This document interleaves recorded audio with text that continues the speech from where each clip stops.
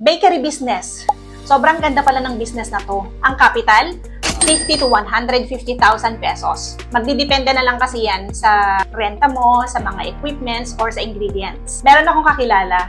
Kapitbahay namin siya nung college ako. Lumipat na kasi kami ng tirahan, pero still within the same barangay pa rin naman kami. Meron siyang business na bakery, and her story is such an inspiration talaga.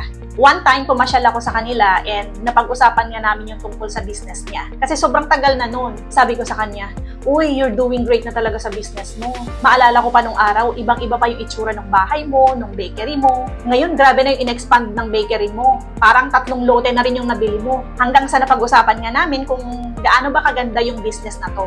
Lalo akong napahanga sa mga sumunod na revelation niya. Curious talaga ako kaya nagtanong na ako sa background niya kung nagtapos ba siya ng business course or management course.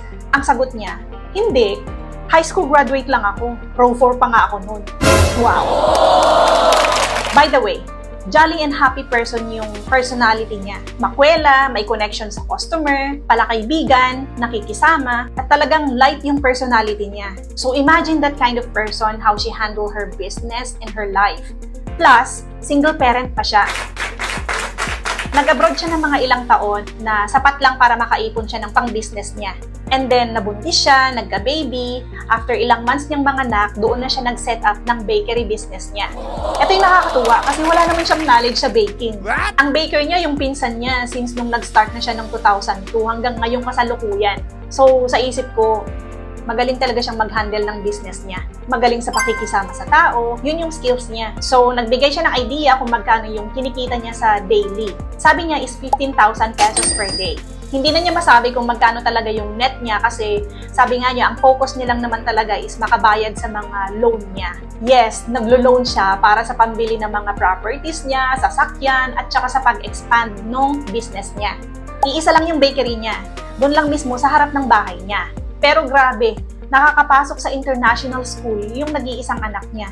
Then later on, lumipat sa Lasal kasi medyo na mamahalan daw sa international school, but still, mahal pa rin yung school na yun.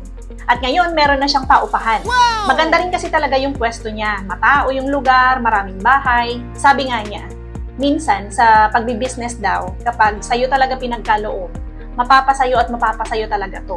Partly true, kasi imagine wala naman siyang idea sa baking. Kumbaga, nag-provide lang siya ng capital and some management skills na sinamahan syempre ng sipag at tiyaga kasi sabi nga niya sa pagbi-business, kaakibat na talaga ang puyat.